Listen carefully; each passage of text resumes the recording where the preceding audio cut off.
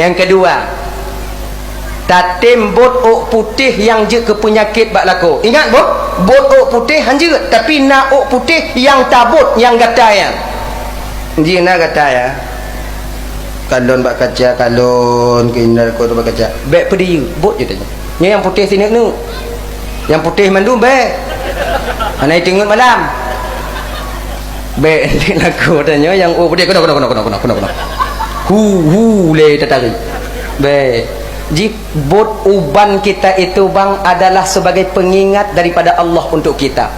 Tanyo yang ka putih ok bang, han gubi bot ok putih tanyo yang kecuali ok yang mempenyakit, yang membuat kita sakit kepala dan membuat gatal kepala kita, nyan mentau yang cabut, tinuk dua nuk yan.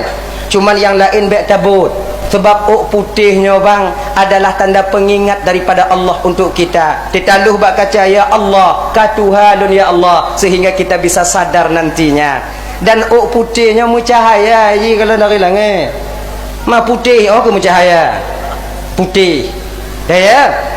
Ka tahu maksud tanya buno, yaitu kedatangan tamu yang pertama, malaikat Jibril akan membantu kita ketika sampai di Siratal Mustaqim. Siratal Mustaqim, jembatan pemisah antara surga dan neraka. Semuanya kita ibu bapak dan bandum akan nanti sampai ke Siratal Mustaqim, terkecuali orang-orang yang dimana mereka diselamatkan oleh Allah Subhanahu wa taala. Lagi orang mati syahid, orang yang mati syahid, orang yang kaya dermawan, kemudian orang yang haji mabrur, dan seterusnya ulama yang beramal dengan ulama dengan ilmunya. Maka 4 orang manusia istimewa ini tak melihat di mana Siratal Mustaqim.